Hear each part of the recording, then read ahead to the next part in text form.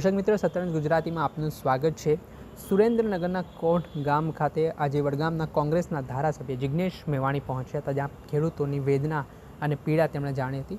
જે કોટ ગામના ખેડૂતોના ખેતરમાં ગેરકાયદેસર રીતે વીજ થાંભલા નાખવામાં આવી રહ્યા છે બળજબરીપૂર્વક, તેને લઈને ખેડૂતો દ્વારા પોતાની વેદના વ્યક્ત કરી હતી, જેને લઈને ફરી વડગામના ધારાસભ્ય જિગ્નેશ મેવાણીના બેબાક અંદાજ સામે આવ્યા, જ્યાં તેમણે સરકારને આડે હાથ દીધા હતા અને સાથે જ ખાનગી કંપનીઓ અને પોલીસ દ્વારા જે ખેડૂતો સાથે વર્તન કરવામાં આવી રહ્યું છે તે મામલે જિગ્નેશ મેવાણી લાલઘુમ થયા હતા અને શું કહ્યું તેમણે તે સાંભળ્યું।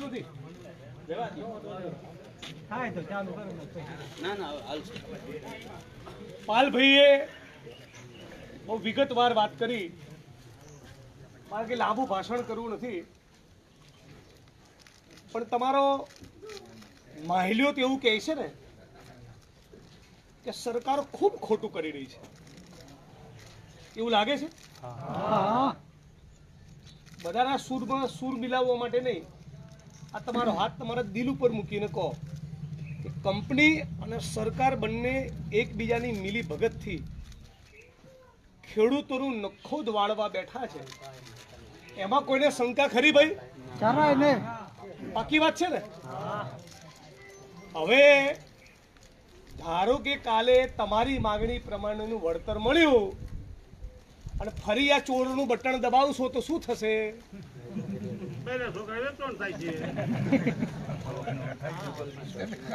આ એ જ લોકો છે ને જેમણે હિન્દુ મુસ્લિમ કરાયું, ભાઈને ભાઈથી લડાયા, 400 નો બાટલો 1000 માં આપ્યો, પેટ્રોલ ડીઝલ મોંઘું કર્યું, હોસ્પિટલના બિલ મોંઘા કર્યા, રાશન કરિયાણું મોંઘું કર્યું, ખેતીના ઓજાર, જંતુનાશક દવા, ખાતર આ બધું મોંઘું કર્યું, પછી વીજળીના થાંભલા નાખવા આવ્યા।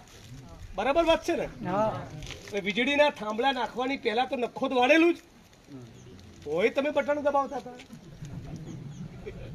હતા કે નહીં? એટલે પહેલા સરકારે બરાબર પાકા પાયે કરી લીધું, બરાબર મુસલમાનોની વિરુદ્ધમાં ઝેર ભરી દો લોકોમાં। સરકારે આવું કર્યું ને, અને તમને ટાઈટ કર્યા, અને પછી તમારા હિન્દુઓના જ બૂચ મારી દીધા। વાત સાચી ખોટી? તમારા બધી જેટલા હિન્દુ ખેડૂત હોય હાથ ઊંચો કરો, બધા હિન્દુ છે, કરો બે હાથ ઊંચા કરો ને ખબર પડે મીડિયા વાળાને, છો ને બધા? હવે કોઈ જોવા આવે છે?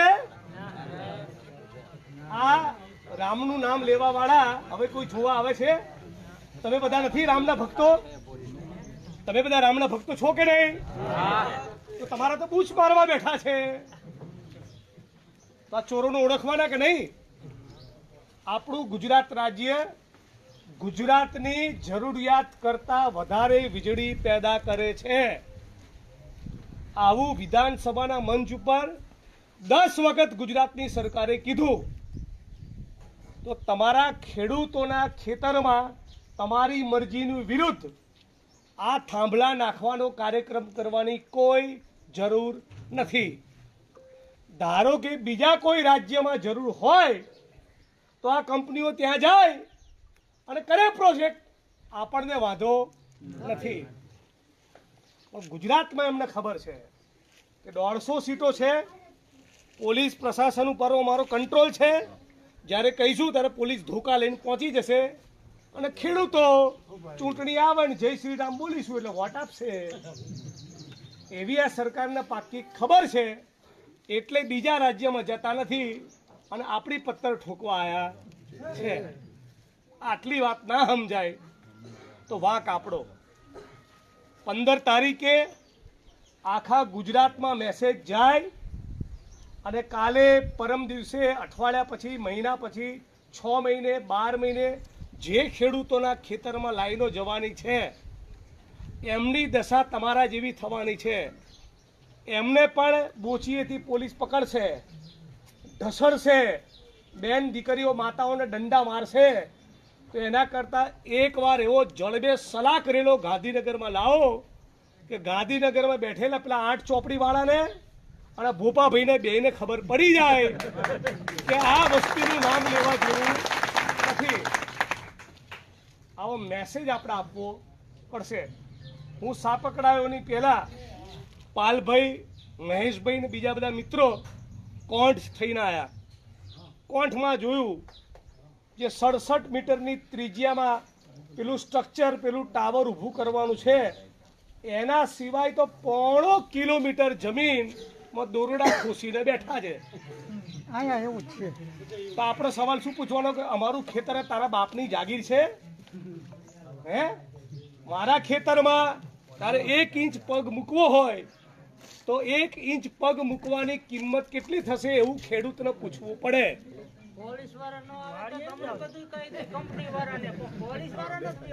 પોલીસ વાળાએ આપણા ખેડૂતના દીકરાઓ જ છે.